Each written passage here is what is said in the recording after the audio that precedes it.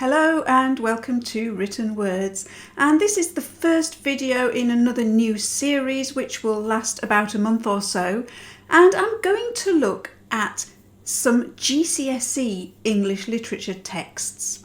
For those of you who are not familiar with the UK education system, GCSEs are the exams that you take at the end of year 11, so that's about age 16, and students usually take GCSE exams in most subjects. So most people will take 8 or 9 GCSEs. Some of them are compulsory and some of them are optional. The compulsory subjects are English, Maths and Science, as well as one of Geography or History. And over the years the government has kept changing its mind about whether a language is also a compulsory GCSE. And the other subjects are filled in with optional choices. So English is one of the compulsory subjects and it's divided into English language and English literature. I took my GCSEs a very long time ago. In fact, I was in the first year group to take GCSEs. Before that we had O-levels, and the texts that I studied for my GCSE English literature were Pride and Prejudice by Jane Austen, Shakespeare's Macbeth, and the war poetry by Wilfred Owen. I think we may have studied some Siegfried Sassoon as well, but it was a very long time ago and I only remember Wilfred Owen really. However, my son is now studying for his GCSEs. He'll take the exam next year. So I was very interested to see which texts he is studying for his exam. And to keep him company on his journey, I'm going to read the texts along with him. Let's have a little look first of all at the information on the AQA website. That's one of the exam boards. There are several exam boards, so there are some differences between them, although the key elements of the curriculum are prescribed by the government. So for those studying according to the AQA syllabus, you have to study 4 texts, and those are 1 Shakespeare play, 1 19th century novel, 1 modern text, that can be drama or prose, and that's modern in a very loose sense, meaning anything post 1914, and 1 poetry anthology. So for the Shakespeare play, there is a choice of several. You can do Macbeth, Romeo and Juliet, The Tempest, The Merchant of Venice, Much Ado About Nothing, or Julius Caesar.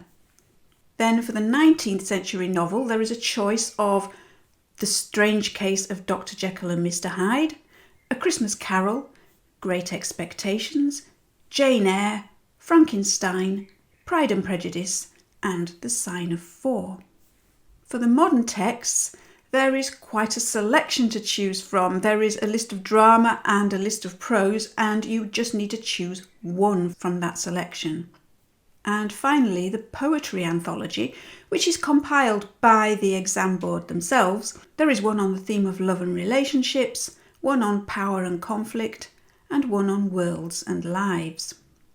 So some, in fact all of the texts that I studied are still on the syllabus now. The 4 that my son is studying are Macbeth, Dickens' A Christmas Carol, An Inspector Calls, and the anthology on power and conflict. So some of those I'm familiar with and some I'm not so familiar with. Obviously I know Macbeth quite well because I studied it myself, albeit a very long time ago, and I think it's a very good choice for 15 and 16-year-olds to read. It's a very good story, there's a lot going on in there, and it's quite exciting. A Christmas Carol I'm also familiar with. It's a beautiful novel, and I think if I were to be teaching a class of 15 and 16-year-olds, I would choose A Christmas Carol over Great Expectations. It's significantly shorter, it has ghosts in it, it has an exciting storyline that's also thought-provoking and can lead to some interesting discussions. Plus, I would imagine a lot of 15 and 16-year-olds are also familiar with the Muppets version. Then the poetry anthology is much broader than what I studied. My son is going to be studying the Power and Conflict anthology, and it does include a poem by Wilfred Owen, Exposure, one that I remember very well. But there are lots of other poems in there too, so that will be very interesting to read. And then finally, An Inspector Calls, which I've neither read nor seen on stage, quite shamefully really, given that I grew up in the town where J.B. Priestley was born. And I've already heard that it is a very good story, so I'm really looking forward to reading that one. So going back to the AQA website, what is the point of studying English literature at GCSE? What is the exam board looking for in the candidates?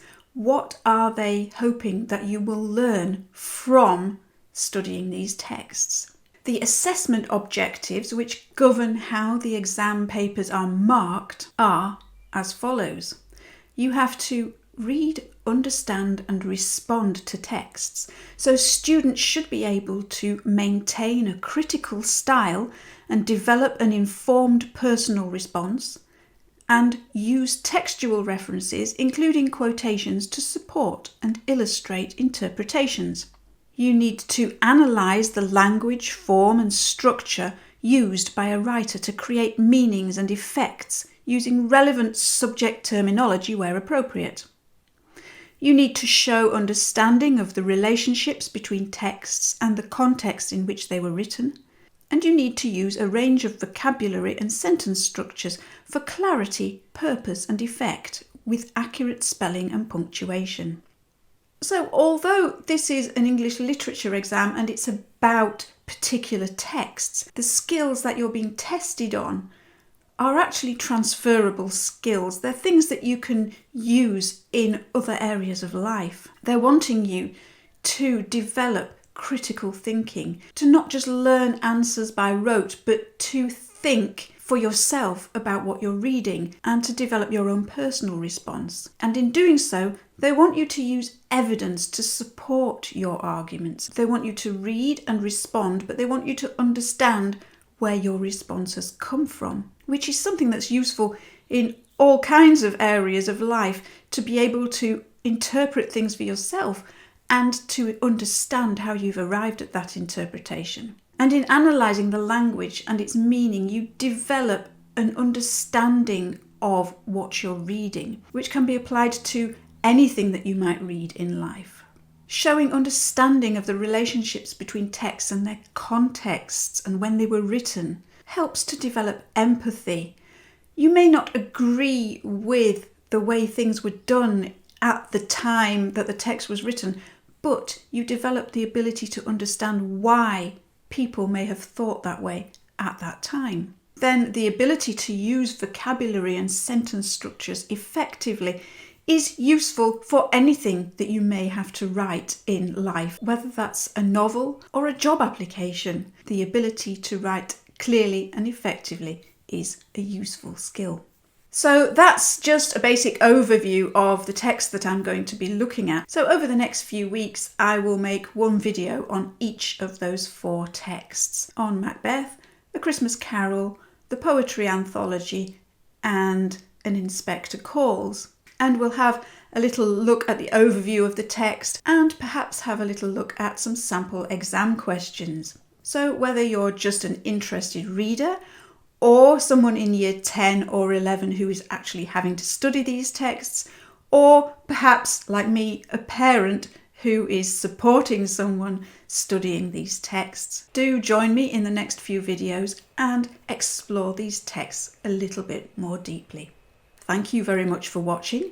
I look forward to seeing you in the next video, and in the meantime, happy reading and happy writing.